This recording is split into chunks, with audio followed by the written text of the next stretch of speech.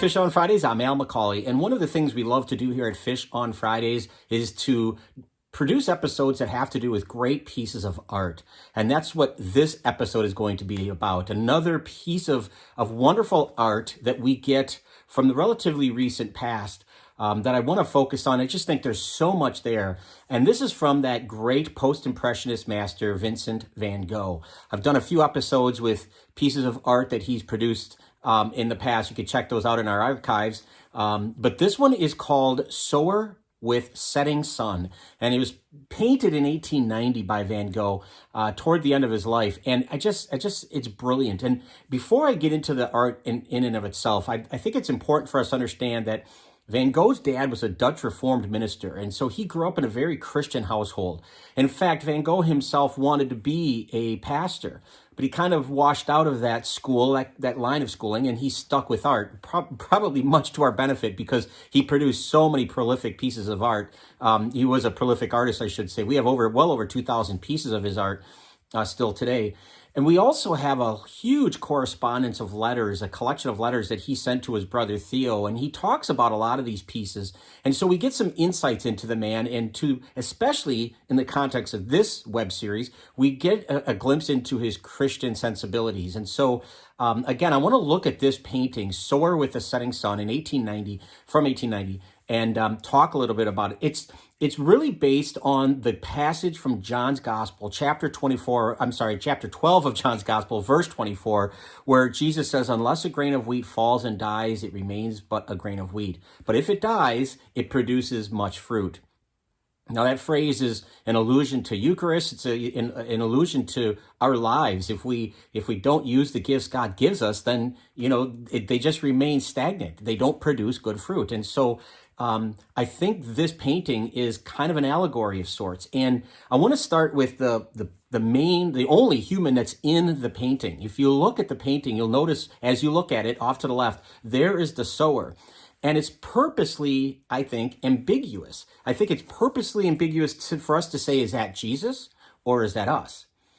And as if to give a little bit of a hint, perhaps, Van Gogh paints the sun right over his head. It almost looks like it's a halo. So we can look at that individual and say, well, that's Christ in modern clothing, sowing seeds of the gospel of truth, of faith, of love.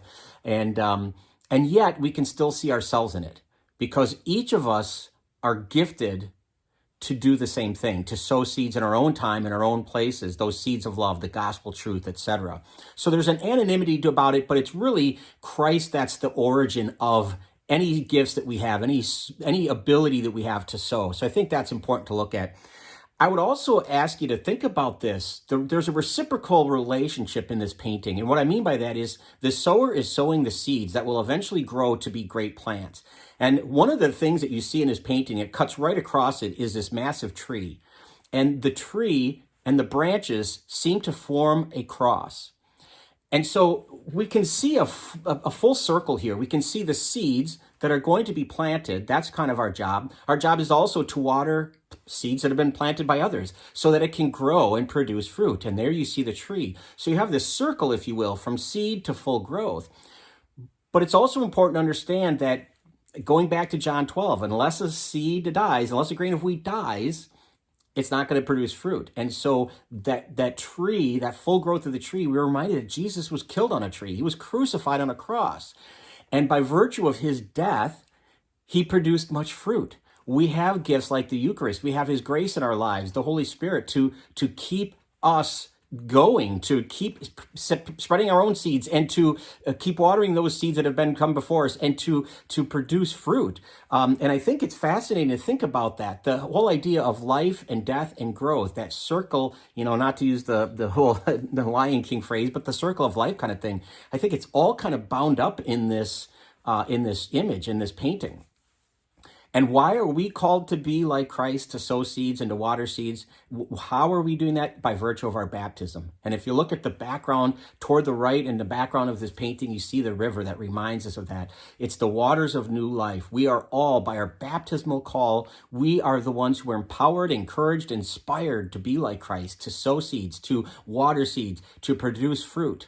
And again, unless we die to our old selves, we can't become something new. We have to bear fruit. We can't keep our gifts to ourselves. They're meant for the good of all, for the whole community.